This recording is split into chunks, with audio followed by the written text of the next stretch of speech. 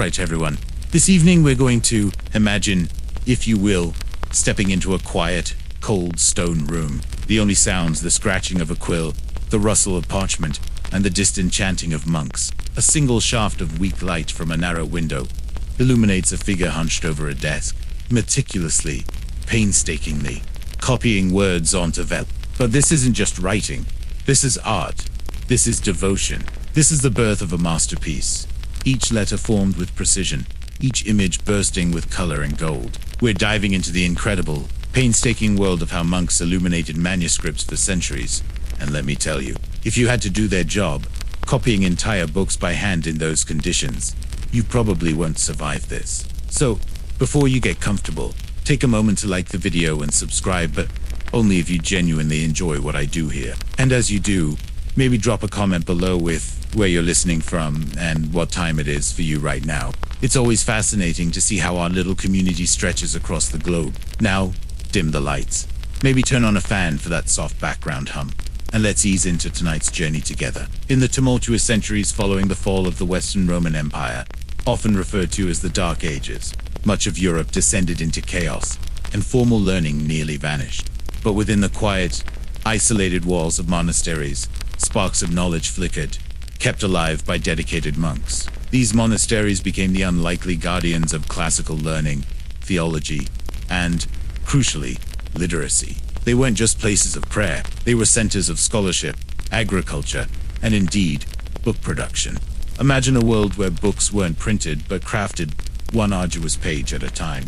This was the reality, and the monks were the primary scribes and artists. The creation of books, particularly religious texts like Bibles, psalters, and liturgical books, was considered an act of deep devotion, a form of spiritual labor. Each word copied, each intricate illustration meticulously painted, was an offering to God. This wasn't factory work, it was a sacred calling. The monks understood that preserving knowledge, especially sacred texts, was vital for the future of their faith and civilization.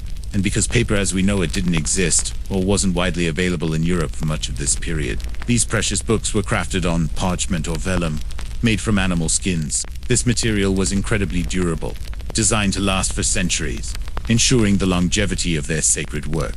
Historians still argue whether the scriptoria were truly silent places of contemplation, or if there was more murmured discussion than previously thought. But the discipline involved was immense. It's like they were the ultimate librarians, archivists, and publishing houses all rolled into one, preserving human thought in a world that might otherwise have lost. And honestly, trying to write an entire Bible by hand just sounds like a carpal tunnel nightmare, doesn't it? Before a single word could be copied, or a single illustration sketched, the monks faced the incredibly laborious and time-consuming process of parchment preparation. You imagine the raw animal hides, typically calf skin, goat skin, or sheepskin, arriving at the monastery, perhaps still smelling faintly of the farmyard. This wasn't a ready-made material. It required extensive processing to transform it into the smooth, durable, and luminous surface ideal for writing and painting. The first step was to thoroughly clean the hide. It would be soaked in water, often for several days, to soften it, and then meticulously scraped to remove all flesh and hair. Imagine a monk, with a sharp, curved blade, patiently scraping every inch of the hide, ensuring not a single follicle or piece of tissue remained. This was physically demanding and precise work. After cleaning, the hide was then steeped in a solution of lime for several weeks.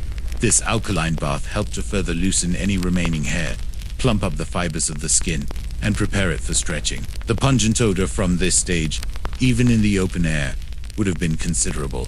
Once removed from the lime bath, the hide was again meticulously scraped to remove any last bits of hair and epidermis. Then came the crucial stage.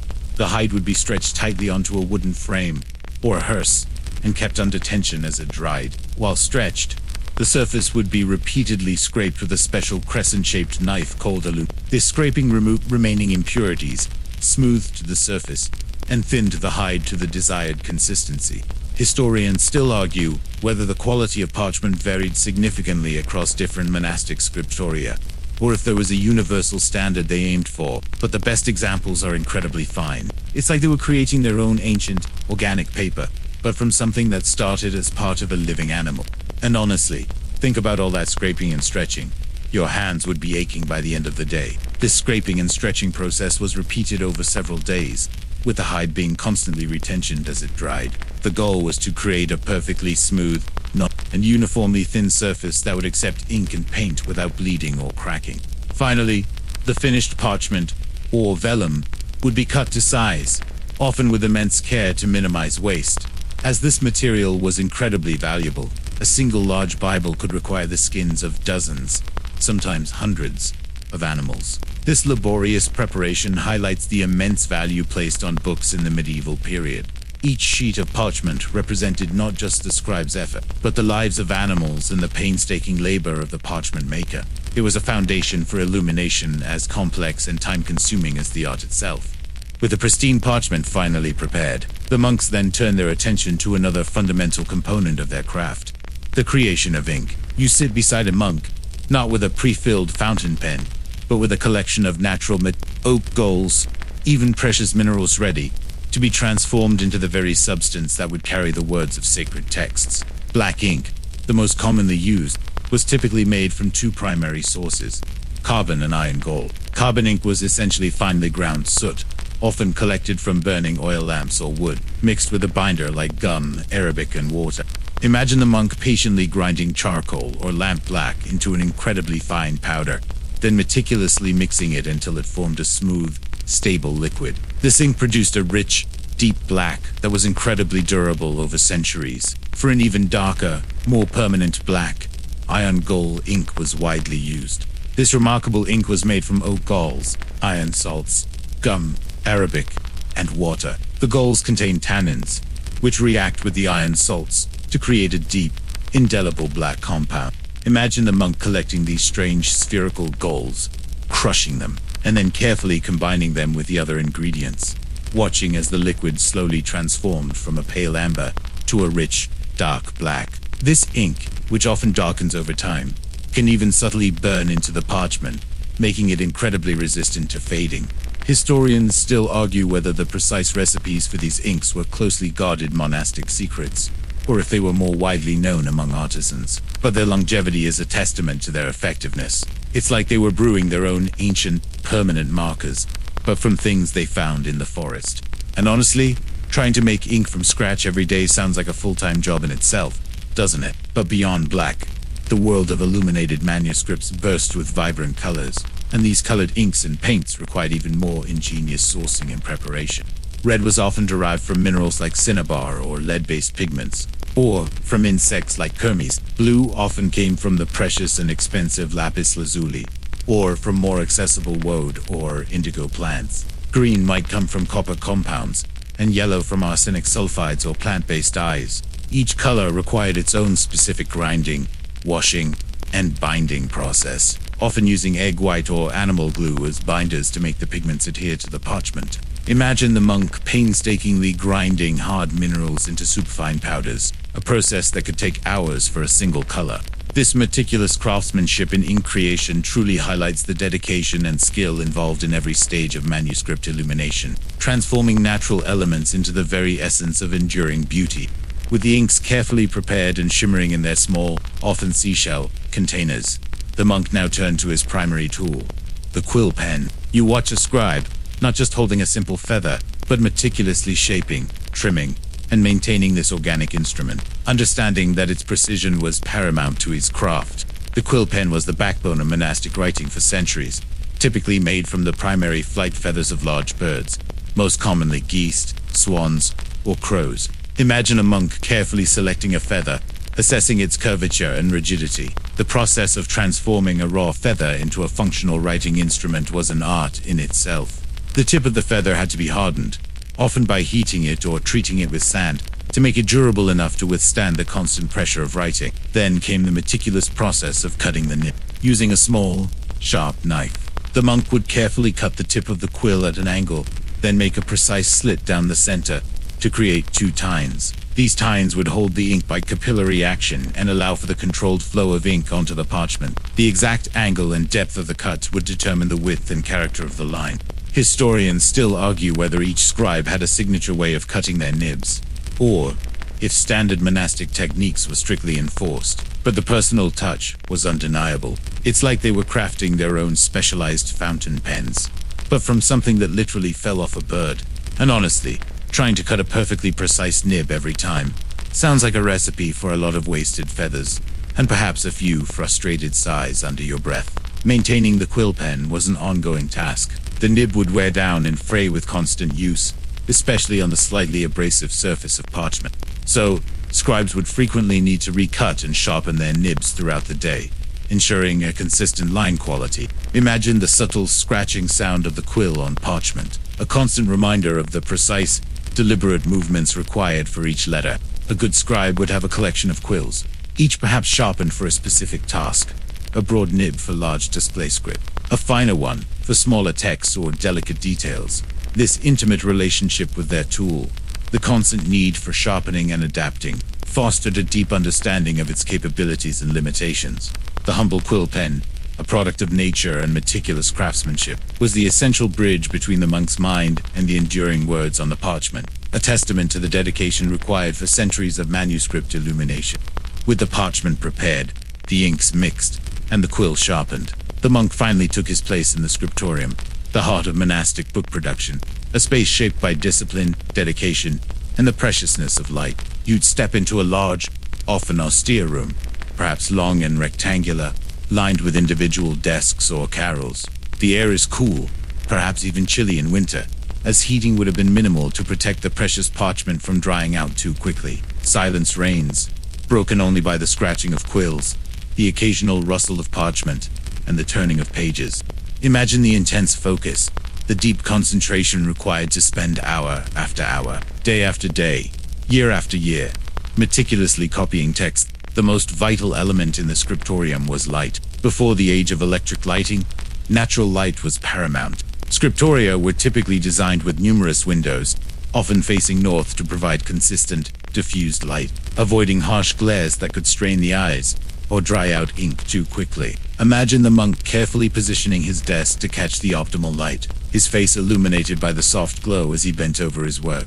Even so, on cloudy days, or in the fading light of evening, work would become incredibly difficult, often ceasing entirely after sunset, as artificial light from oil lamps or candles was dim, smoky, and a fire hazard. This limitation meant that the monk's working hours were dictated by the sun's rhythm, a slower pace than our always-on modern world. Historians still argue whether some scriptoria used magnifying glasses or other visual aids for intricate detail work, but the incredible precision achieved with limited light is undeniable. It's like they had a natural, built-in workday clock, ticking away with the sun's progress. And honestly, trying to draw those tiny, intricate details by flickering candlelights sounds like a fast track to permanent eye strain. The monastic discipline within the scriptorium was strict. Silence was usually enforced to maintain concentration and reverence for the sacred texts. Monks would often communicate through hand gestures. Their lives were governed by the rule of Saint Benedict, which prescribed a balance of prayer, labor, and study. Copying manuscripts was considered a form of prayer, a spiritual exercise that required immense patience and devotion. Each monk would have his own workspace, a carrel, often with a sloping desk to make writing more comfortable. Below the desk might be a shelf for storing inks, quills, and the source text they were copying. The atmosphere was one of profound dedication, where every stroke of the pen, every careful application of color, contributed to the preservation and beautification of knowledge. The scriptorium was not just a workshop, it was a sanctuary of silent, sacred labor, ensuring the intellectual and spiritual legacy of the medieval world would endure. Once the scribe was settled in the scriptorium, the true work of transcribing began, a meticulous process of text layout and copying that required intense focus and foresight to create a beautiful and readable book. You watch a monk, not just writing words, but carefully planning each page, ensuring consistency and aesthetic appeal before ever dipping his quill into ink. The first step was often to rule the parchment. Before writing, the scribe would lightly mark the page with a stylus or a lead point to create guidelines for the text, ensuring straight lines and uniform spacing. Imagine a master draftsman meticulously setting up his canvas before painting. This precise ruling ensured that columns were aligned, margins were consistent, and the script flowed evenly down the page. Then came the actual transcription. The scribe would copy the text, letter by letter, word by word, from a master manuscript. This was a slow, deliberate process, often accompanied by the rhythmic scratching of the quill. Mistakes were costly, both in terms of time and precious parchment, so accuracy was paramount. Imagine the intense concentration required to maintain focus for hours on end, avoiding errors that would necessitate laborious corrections. Many scribes developed beautiful, standardized hands, or scripts, such as Carolingian manuscript, which was highly legible and became a template for a late. Historians still argue whether the speed of copying was prioritized over artistic perfection in some, or if all monks aimed for the highest possible standard, but the sheer volume of text produced is astonishing. It's like they were human photocopiers, but with a lot more flair and the occasional cramped hands. And honestly, trying to copy an entire book without spell check or autocorrect sounds like a truly humbling experience, beyond just copying text. The scribe also had to plan for the eventual illumination, the decorative elements and illustrations.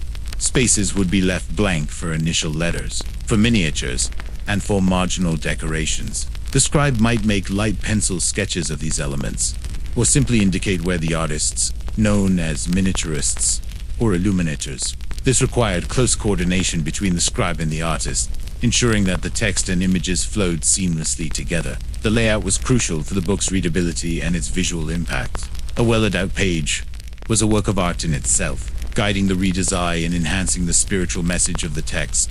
This meticulous process of text layout and copying, often performed in near silos, highlights the incredible patience, precision, and artistry involved in creating illuminated manuscripts, a true testament to the dedication of the monastic scribes. So, why did these monks go to such extraordinary lengths, spending years on a single book, not just copying text, but adding incredibly intricate art? This was the core of illumination's purpose. It wasn't mere decoration. It was about enhancing the sacred, clarifying the complex, and inspiring devotion. You look at a page from a medieval manuscript, and your eyes are immediately drawn to a burst of color, a shimmering splash of gold, or a beautifully rendered scene. This visual splendor served multiple vital functions in an age when literacy was rare and books were precious. Firstly, illumination was intended to glorify God in sacred texts. Creating beauty was an act of worship. Imagine a monk meticulously applying a tiny dot of gold leaf, knowing that each glimmer enhanced the holiness of the words it accompanied. It transformed a functional object into a sacred artifact, a testament to divine glory. Secondly, illumination served as a visual aid for understanding and memory. Many people who interacted with these books, even clergy, might not have been fully literate. Images, particularly miniatures, depicting biblical scenes or the lives of saints, provided a visual narrative that could be read by all. Think of it as a medieval infographic, communicating complex theological concepts through accessible imagery. This was especially important in a time when sermons were often the primary means of religious education. The images reinforced the spoken word and helped cement stories in the minds of the faithful. Historians still argue whether the primary purpose shifted over time from didactic to aesthetic, but its role in comprehension is undeniable. It's like they were creating the ultimate visual Bible, a kind of sacred comic book for a largely illiterate population. And honestly, who wouldn't prefer looking at a beautiful painting over deciphering endless lines of cramped Latin script? Furthermore, illumination helped to structure the text. Large, decorated initial letters marked the beginning of new chapters, psalms, or significant sections, guiding the reader through the dense blocks of text.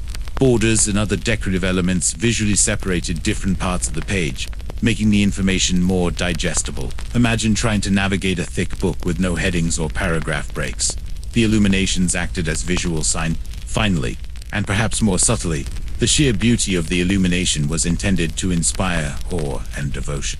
The vibrant colors, the shimmering gold, the intricate details, all invited contemplation and drew the viewer deeper into the sacred content of the book. It was an experience, not just a reading.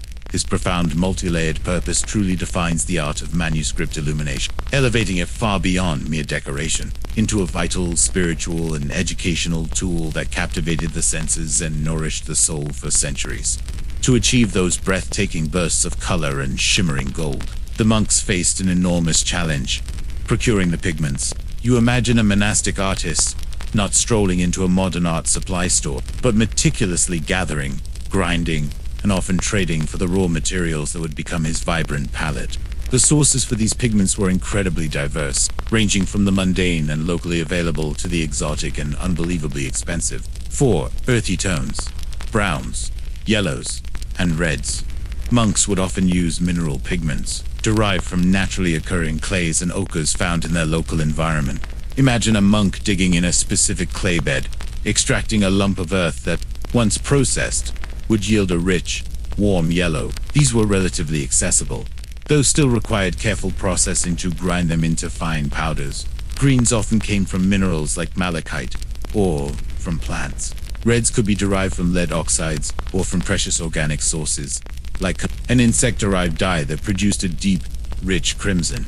Similar to imagine the tedious process of collecting thousands of tiny insects to extract enough dye for a single shade of red. This was labor-intensive and often quite smelly. Blues were particularly challenging and expensive. While some blues could be made from woad or indigo plants, the most coveted and vibrant blue, ultramarine, came from the precious gemstone lapis lazuli. This stone had to be imported all the way from Afghanistan, making it incredibly rare and costly, often reserved for the most important figures or the most significant texts. Historians still argue whether the extreme cost of lapis lazuli was due to its rarity, the difficulty of processing, or simply its perceived spiritual value, but it was certainly a luxury pigment. It's like they were painting with crushed jewels, literally. And honestly, imagine telling a modern artist they had to travel to Afghanistan just to get a good blue for their painting. Black and white pigments were more readily available. Black, as we discussed, came from soot or iron gall. White was often made from chalk, gypsum, or lead white, a toxic but brilliant pigment.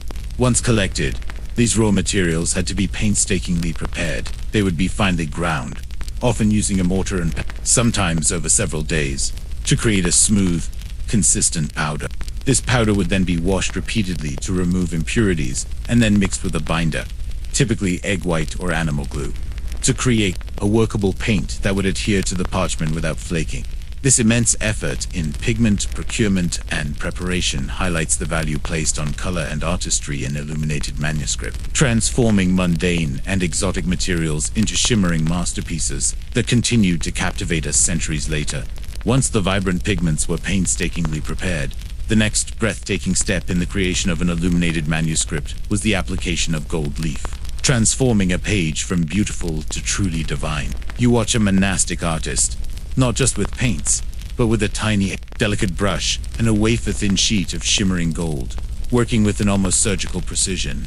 Gold was not just added for up, it was profoundly symbolic. It represented divine light, heavenly splendor, and the eternal nature of God's word. Imagine the gold catching the flickering candlelight in a dim monastery, seemingly illuminating the page from within. The process of applying gold leaf, known as gilding, was incredibly delicate and required immense skill and patience.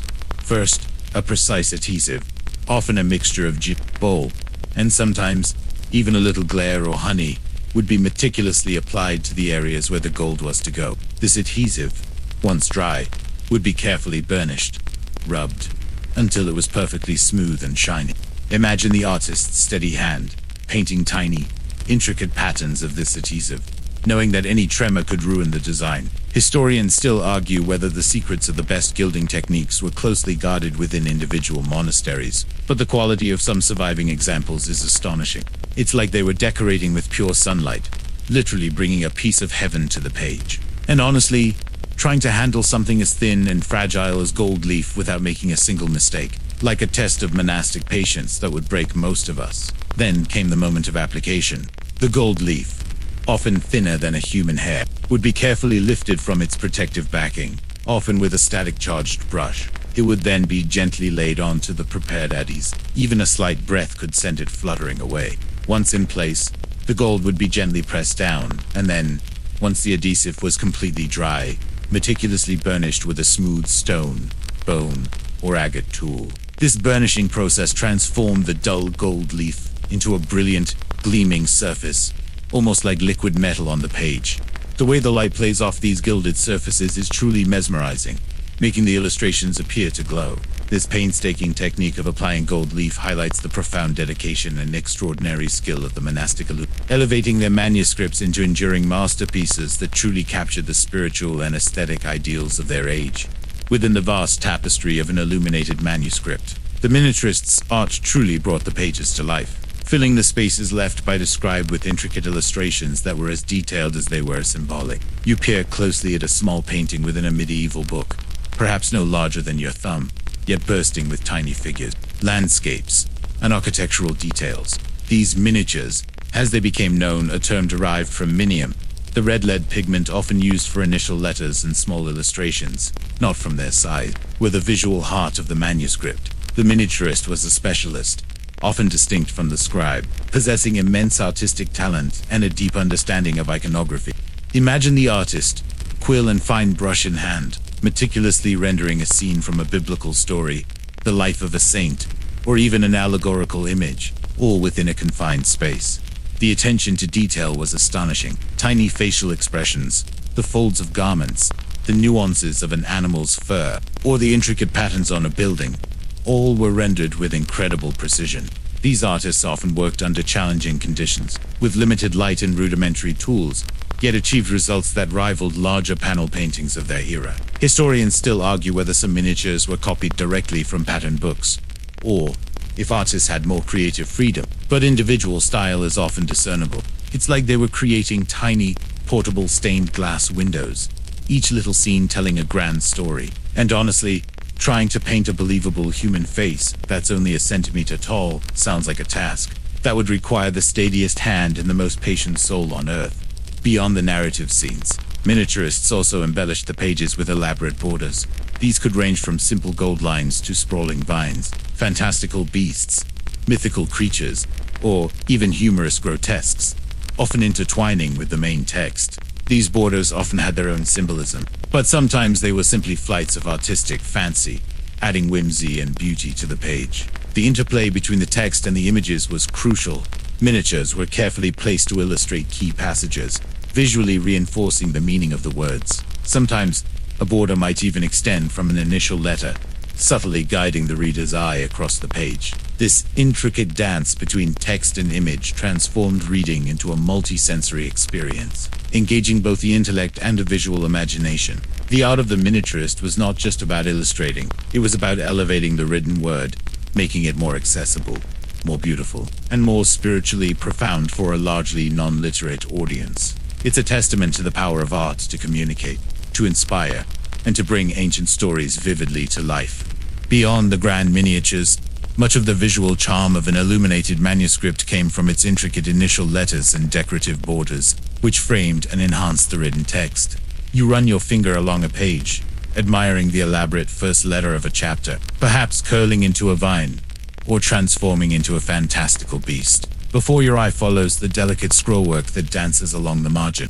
These initial letters, often called historiated initials if they contained a small scene or figure, or ornamented initials if purely decorative, served a crucial purpose beyond aesthetics. They acted as visual signposts, clearly marking the beginning of new sections, psalms, or books within a larger text, guiding the reader's eye through the dense blocks of script. Imagine navigating a thick medieval Bible without any visual cues. These initials made the text far more navigable. The design of these initials could be incredibly varied, ranging from simple yet elegant decorative flourishes to complex interweaving patterns, animal forms, or even small, narrative scenes that depicted an event related to the text. The artists often employed the same vibrant pigments and shimmering gold leaf used in miniatures, making these letters truly stand out on the page. Historians still argue whether the choice of specific animals or grotesque figures in initial letters always carried symbolic meaning, or if some were purely artistic whims, but their visual impact is undeniable. It's like they were creating tiny, personalized works of art for every paragraph, turning what could have been a monotonous block of text into an engaging visual journey. And honestly, trying to draw a tiny dragon or a grinning gargoyle into the curve of a capital D sounds like a delightful distraction from copying endless lines of scripture. Complementing the initials were the decorative borders that often ran along the margins of the page, sometimes framing the entire text block. These borders could be simple lines of colored ink, or elaborate designs featuring stylized foliage, flowers, birds, human figures, or an array of fantastical creatures known as grotesques, or these drolleries, often humorous or satirical, offered a playful counterpoint to the serious religious text. showcasing the wit and imagination of the monastic artist. Imagine a tiny rabbit jousting a snail in the margin of a solemn theological treatise. It certainly adds an unexpected touch. The borders serve to both contain and embellish the text, creating a sense of visual richness and a unified aesthetic for the page. This intricate interplay between functional initial letters and whimsical borders highlights the multi-layered artistry of manuscript illumination, transforming a simple page of text into a captivating visual experience that continues to charm and surprise us centuries later. Despite the painstaking precision and profound dedication, monks, being human, were not infallible. And so, the world of illuminated manuscripts also reveals a fascinating, relatable side. The inevitable mistakes and corrections. You peer closely at a page, and just below a perfectly formed letter, you notice a faint smudge, or a slightly thicker line where a correction was made. In an era before undo buttons or word processors, every error on precious parchment was a significant problem, requiring ingenious solutions. Imagine a scribe, after hours of meticulous copying, accidentally writing the same line twice, or omitting a crucial word. The immediate reaction would likely be a sigh, perhaps a quiet groan. Since parchment was so valuable, discarding a sheet for a minor error was not an option. One common method for correction was erasure by scraping, using a sharp knife or a small piece of pumice stone. The monk would carefully scrape away the top layer of the parchment where the ink had been applied. This was incredibly delicate work, as too much pressure could tear the expensive material. Imagine the subtle thinness of the parchment becoming even more delicate in the corrected area, a silent testament to a human error. After scraping, the surface might be smoothed with a bone folder or a small burnishing tool to prepare it for new ink. Historians still argue whether some scriptoria tolerated more minor errors than others, or if all monks aimed for absolute perfection. But the visible corrections speak to the human element. It's like they had their own ancient version of whiteout, but it involved a razor-sharp blade and a lot of very careful breathing. And honestly, trying to scrape away a mistake on animal skin without making it worse sounds like a job for someone with truly superhuman patience and a rock-steady hand. For larger errors or passages that needed to be completely removed or amended, a more dramatic solution might be employed. This involved completely scraping off the original text from a sheet of parchment to reuse it for a new manuscript. While economically practical, this often meant the loss of older, sometimes unique, texts. Think of it as their ultimate delete button, though often employed out of necessity rather than choice. Sometimes, rather than scribing, a scribe might simply cross out a word or line and write the correction above or in the margin, signaling the error clearly. Or, a later hand might add glosses, explanatory notes or corrections in the margins. These visible signs of human fallibility make the manuscripts even more relatable. They remind us that despite the grandeur and spiritual dedication, the creation of these masterpieces was a deeply human endeavor, complete with errors, frustrations, and the persistent effort to achieve perfection. These corrections, far from being are fascinating windows into the daily lives and struggles of the scribes who illuminated history, one corrected line at a time.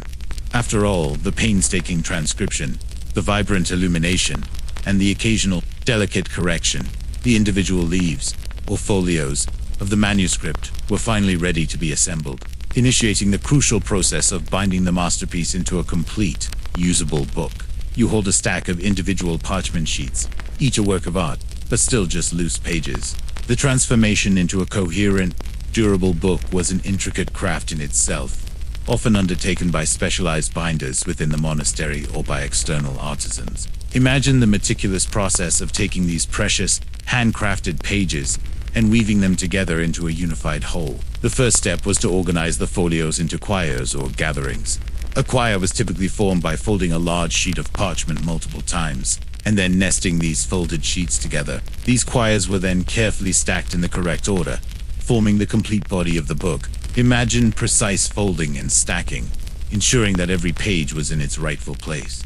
Historians still argue whether the quires were pre-planned for the scribe or assembled after all the work was done. But the numerical and alphabetical indicators on the quires helped ensure correct sequencing. It's like they were creating their own ancient book blocks, ready for the final assembly. And honestly, trying to keep track of hundreds of loose, similar-looking parchment sheets without losing your mind sounds like a challenge in itself. Once the quires were assembled, they needed to be sewn together. This was a delicate operation where holes were pierced along the fold of each quire, and then the quires were sewn onto horizontal cords or thongs, creating a strong, flexible spine.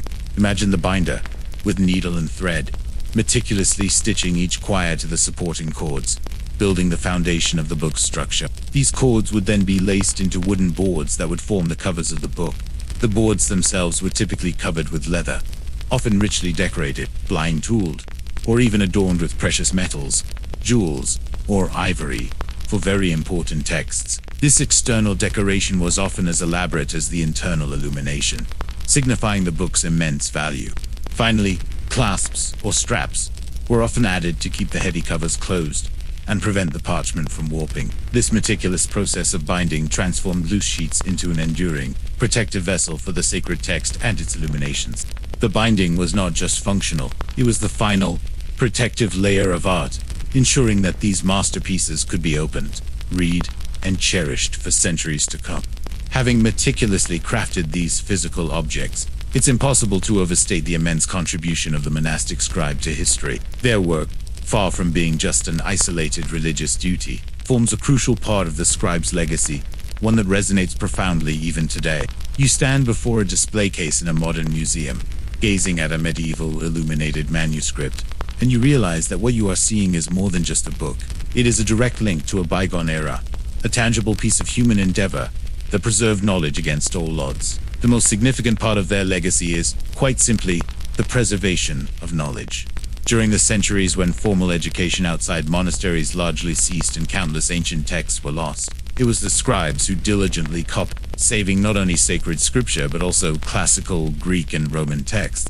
Imagine entire libraries of wisdom being lost to time, only for small, dedicated groups of monks to keep a precious few copies alive through painstaking manual labor. Without their work, much of ancient philosophy, science, and literature would have vanished forever, leaving a gaping hole in our understanding of human intellectual history.